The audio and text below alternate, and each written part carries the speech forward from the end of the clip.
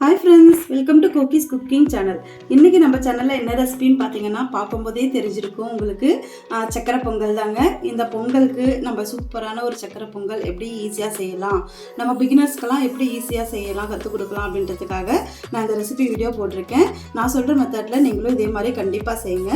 இப்போ இது எப்படி செய்யறதுன்னு பார்க்கலாம் வாங்க வீடியோக்கு. இப்போ சக்கரை பொங்கல் செய்யறதுக்கு வந்து முதல்ல வந்து ஒரு குக்கர் எடுத்துருக்கேன். இப்போ அதில் வந்து நம்ம பச்சரிசி ஒரு கப் சேர்த்துக்க போகிறேன்.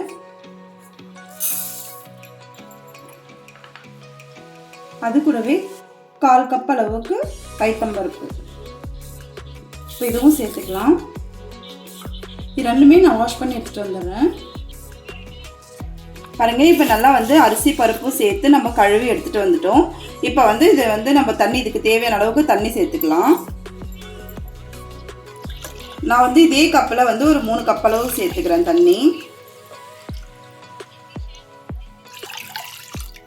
பாருங்கள், 3 கப் அளவுக்கு தண்ணி சேர்க்கணும்னு சொன்னேன். நான் அதில் வந்து 2 கப் அளவுக்கு தண்ணியும் 1 கப் அளவு வந்து பாலும் சேர்த்துக்க போகிறேன். நம்ம பால் ஊற்றி வேக வைக்கும்போது இன்னும் சூப்பர் டேஸ்ட் இருக்குங்க சக்கரை பொங்கல். நீங்கள் இதே மெத்தடில் நீங்களும் ட்ரை பண்ணுங்கள். இது வந்து நம்ம ஸ்டவ்வில் வச்சுக்கலாம். பாருங்கள், இப்போ வந்து நம்ம இது வந்து வேக வச்சுக்கலாம். நான் வந்து ஒரு 3 விசில் வச்சுக்க போகிறேன். 3 விசில் வச்சுட்டு நம்ம எப்படி இருக்குன்னு பார்க்கலாம். பாருங்கள், நம்ம அரிசி வேகிறதுக்குள்ளே சைட் பை சைட் வந்து நம்ம வெல்லம் வந்து கரைச்சி எடுத்துக்கலாம்.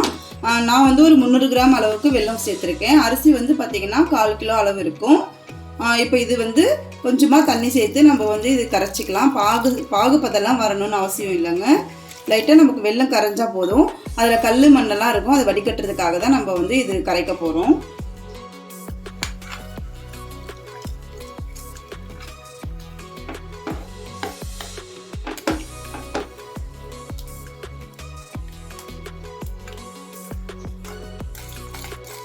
பாருங்கள், இப்போ வந்து நம்மளுக்கு வெல்லம் வந்து ஃபுல்லாக கரைஞ்சிருச்சு. பார்க்கும்போதே தெரியுது பாருங்கள், அதில் கருப்பு கருப்பாக கொஞ்சம் கல் மண்ணெல்லாம் இருக்க மாதிரி இருக்குது. இப்போ இதை ஆஃப் பண்ணிவிட்டு வேறு பாத்திரத்தில் வடிகட்டி எடுத்துக்கலாம்.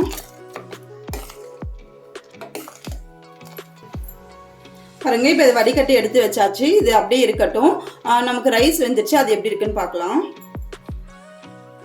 பாருங்கள், ரைஸ் நல்லா வெந்து வந்திருக்கு, நல்லா மலர்ந்து வந்திருக்கு. பாருங்கள், இந்த அளவுக்கு நம்ம வந்து 3 விசில் வச்சு ஆஃப் பண்ணிவிட்டு நம்ம வந்து உடனே திறக்கக்கூடாது எப்போவுமே குக்கரை. அது வந்து கேஸ் எல்லாம் நல்லா ரிலீஸ் ஆனதுக்கப்புறம் நம்ம ஓப்பன் பண்ணோம்னா இந்த மாதிரி வந்து நல்லா சாதம் வந்து நல்லா மலர்ந்து வரும். பாருங்கள், சூப்பராக வந்திருக்கு. இப்போ இது வந்து நல்லா மசிச்சு விட்டுக்கலாம்.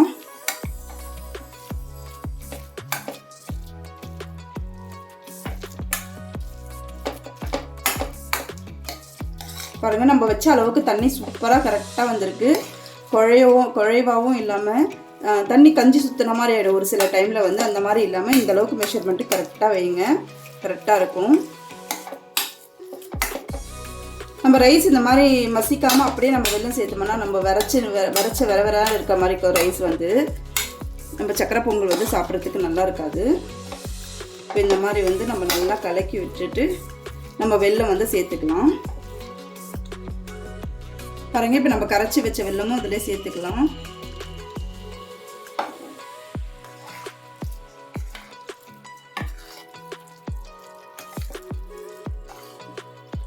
நமக்கு பொங்கல்னாவே ஒரு பாரம்பரியமான ஒரு ஸ்வீட்டுன்னா அது சக்கரை பொங்கல் தாங்க. இது வந்து நம்ம வந்து எப்படி ஈஸியாக டேஸ்ட்டாக செய்யலாம் அப்படின்றத தான் நம்ம இந்த வீடியோவில் பார்த்துட்ருக்கோம். ரொம்ப ஈஸியாக செஞ்சிடலாங்க. பிகினர்ஸ் கூட புதுசாக மேரேஜ் ஆகி இருக்கிறவங்க வந்து இந்த மாதிரி ஈஸியாக நம்ம செஞ்சிடலாம் டக்குன்னு. இப்போ மீது இருக்கிற வெல்லமையும் நான் சேர்த்துக்கிறேன். கரெக்டாக இருக்கும் இந்த அளவு.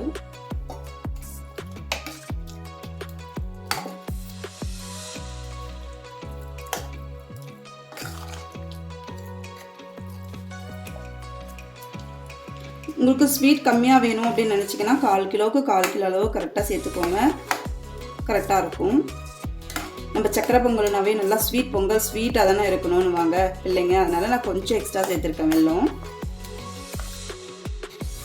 பாருங்க, இப்போ எல்லாமே ஒன்றா சேர்ந்து கலக்கி விட்டாச்சு.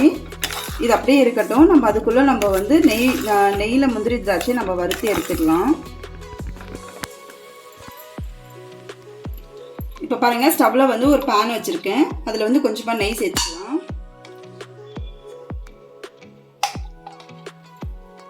ஒரு 2 ஸ்பூன் அளவுக்கு நெய் சேர்த்துருக்கேன். இப்போ பாருங்கள், இது கூடவே நான் கொஞ்சமாக வந்து தேங்காய் வந்து சின்ன சின்ன பீஸாக வந்து கட் பண்ணி வச்சுருக்கேன். தேங்காய் போடணும்னு அவசியம் இல்லை, அது போடும்போது சூப்பராக இருக்கும். நீங்கள் வேணான்னா ஸ்கிப் பண்ணிக்கோங்க. இப்போ இதை வந்து நெய்யில் நல்லா வறுத்துக்கலாம்.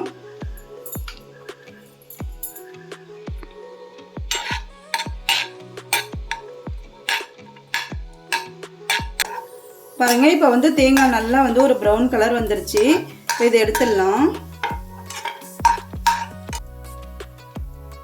இது அப்படியே இருக்கட்டும். இப்போ வந்து நம்ம முந்திரியும் வறுத்துக்கலாம். அதே மாதிரி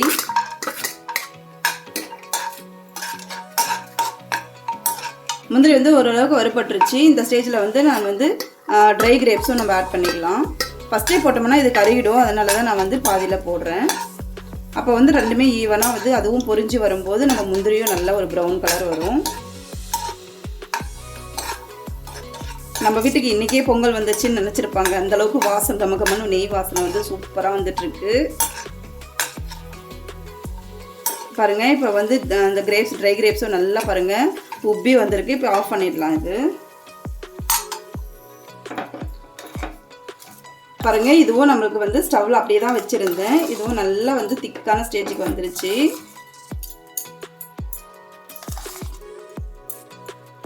உங்களுக்கு இன்னும் கொஞ்சம் தண்ணியாக வேணும் அப்படின்னு நினச்சிங்கன்னா இப்போ இந்த ஸ்டேஜில் நீங்கள் பால் கூட சேர்த்துக்கலாம். எனக்கு வந்து இந்த அளவுக்கு கரெக்டாக இருக்குது. நான் இதோட விட்டுடுறேன். இது கூடவே வந்து தேங்காய் ஆட் பண்ணிக்கலாம்.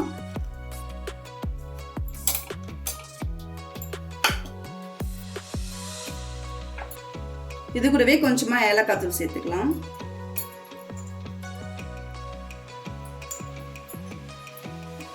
இது நல்லா கலந்து விட்டுடலாம் ஒரு வாட்டி.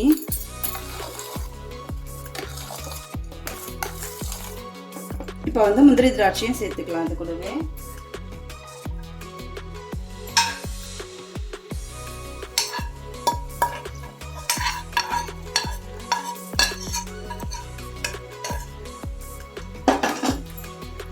அவ்வளோதாங்க, நம்ம சூப்பரான சுவையான பொங்கல், சக்கரை பொங்கல் சூப்பராக ரெடி ஆகிடுச்சு. பாருங்கள், ரொம்ப ஈஸியாக செஞ்சிடலாம். இந்த மெத்தடில் நீங்கள் கண்டிப்பாக ட்ரை பண்ணுங்கள்.